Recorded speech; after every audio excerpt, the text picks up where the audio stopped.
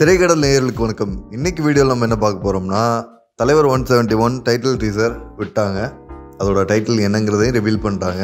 அதோட title officially என்னன்னு பார்த்தோம்னா கூலி. இப்போ அதோட டைட்டில் அனௌன்ஸ்மெண்ட் டீசரில் என்னென்ன இருக்குங்கிறத பிரேக் டவுன் பண்ணிடலாம்.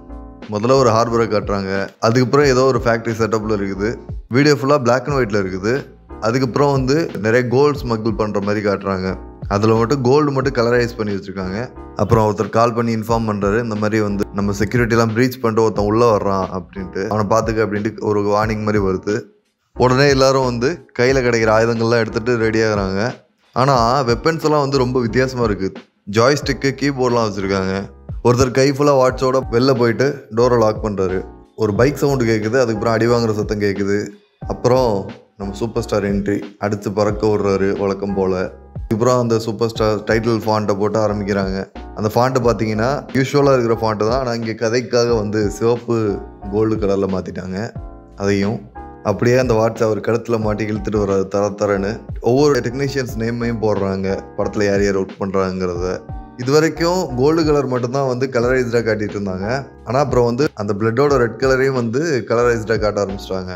அப்புறம் ஒருத்தர் ஓங்கி கிக் பண்ணுறாரு. கிக் பண்ணோன்னா ஸ்லாண்டிங்காக போய் ஸ்பீக்கரை தட்டுறாரு. ஸ்பீக்கரில் பட்டு ஸ்பீக்கரில் இருக்கிற ரிமோட் அப்படியே பறக்குது. அதை அப்படியே பிடிச்சி ஸ்பீக்கரை ஆன் பண்ணி விடுறாரு. அடிக்கும்போது ஸ்லோவாக இல்லை ஒரு டைலாக் ஒன்று பேசிகிட்டே அடிக்கிறாரு. அதுக்கப்புறம் ஒரு கேமரா அப்படியே திரும்பணுன்னா அப்புறம் பின்னாடி எல்லா ஃபுட்டேஜ்லேயும் அவர் ஃபேஸ் கவர் ஆகுது. அப்படியே அவர் ஃபேஸ் ரிவீல் பண்ணுறாங்க. அப்படியே கேமரா பின்னாடி போய் முன்னாடி வருது. அப்படியே அவர் இன்ட்ரோ. அந்த டைலாக் கம்ப்ளீட் பண்ணிட்டு வாட்சை தூக்கி போட்டுறாரு. அதுக்கப்புறம் அவன் கையில் அந்த பேட்ஸை துடைக்கிறாரு. துடைக்கும் போது கூலி அப்படிங்கிற டைட்டில் ரிவீல் ஆகுது.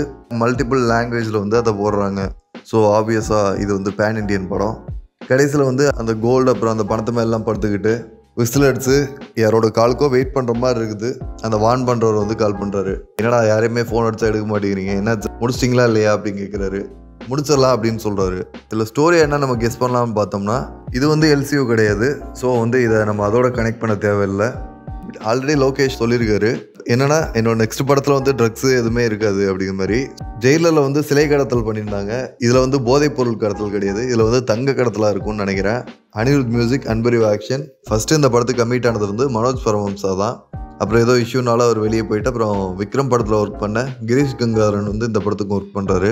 விக்ரமில் லோகேஷ் எப்படி பழைய கமல் சாரோட ரெஃபரன்ஸ்லாம் யூஸ் பண்ணியிருந்தாரோ, உதாரணத்துக்கு சொல்லணும்னா அந்த விக்ரம் டைட்டில் டீசரில் விக்ரம் தீமே பழைய விக்ரம் தீமோட ரீக்ரியேஷன் தான்.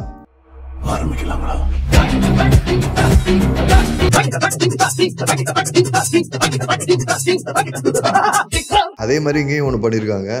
அதாவது அவர் பேசுகிற டயலாகும் அவரோட பழைய படம் ரெஃபரன்ஸ் தான். அப்பாவும் தாத்தாவும் வந்தார்கள் போனார்கள், தப்பென்ன சரியென்ன, எப்போதும் விளையாடு.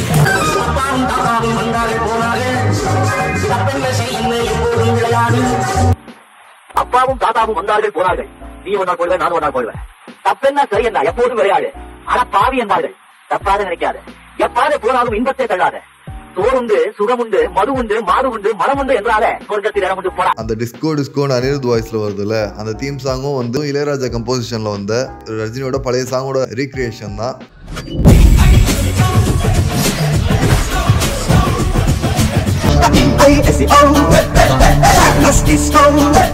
அதுக்கு யூடியூப்ல கிரெடிட்லாம் கொடுத்துருக்காங்க.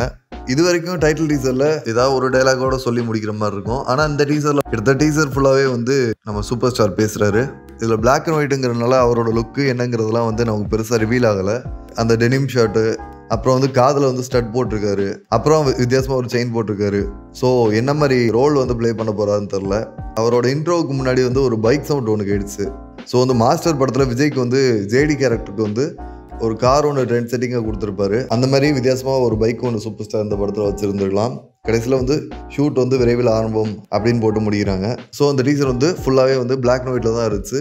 அதில் ரெட் அண்ட் கோல்டு மட்டும்தான் கலரைஸ்டாக இருந்துச்சு. ஈவன் ஃபாண்ட்ஸில் கூட அப்படி தான் யூஸ் பண்ணியிருந்தாங்க. ரெட்டு கோல்டு அந்த காம்பினேஷன் தான் இருந்துச்சு. ஸோ கதை ஃபுல்லாக ரத்தம் தங்கம் பொங்கி வழிகிற கதைக்களமாக இருக்கலாம். இது கண்டிப்பாக படத்தில் உள்ள சீனாக இருக்காது அப்படிங்கிறது நமக்கு நல்லாவே தெரியும். இந்த டைட்டில் டீசர் லோகேஷ் கொஞ்சம் வித்தியாசமாக ட்ரை பண்ணியிருக்காரு.